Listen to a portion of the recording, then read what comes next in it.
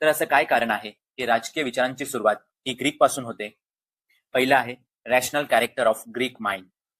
म्हणजे ग्रीक लोक तर्कशुद्ध पद्धतीने विचार करत होते. सत्य शोधण्यासाठी ग्रीक लोकांनी अंधश्रद्धा किंवा दैवी शक्तीचा आधार न घेता बुद्धी रिझन वापरण्यावर भर दिला.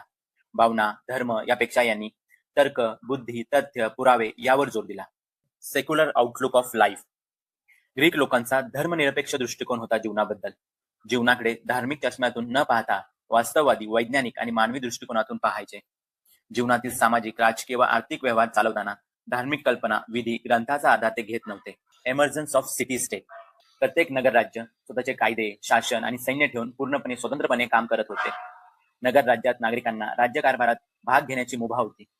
त्यांना राजकीय निर्णय प्रक्रियेत सहभागी होण्याचा हक्क मिळाला होता. या नगर राज्यांनी जगाला लोकशाही, नागरिकत्व, संविधान आणि राजकीय तत्वज्ञानाचा पाया घालून दिला.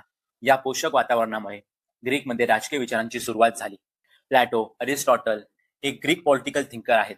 Starting point of western political thought. म्हणजे प्लॅटो, अरिस्टॉटल ही ग्रीक राजकीय विचारवंत आहेत.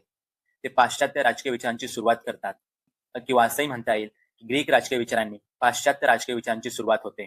पण क्रमबद्ध व सुसूत्र व वैज्ञानिक पद्धतीने राजकीय विचारांचा अभ्यास ग्रीकमध्ये सर्वप्रथम करण्यात आला.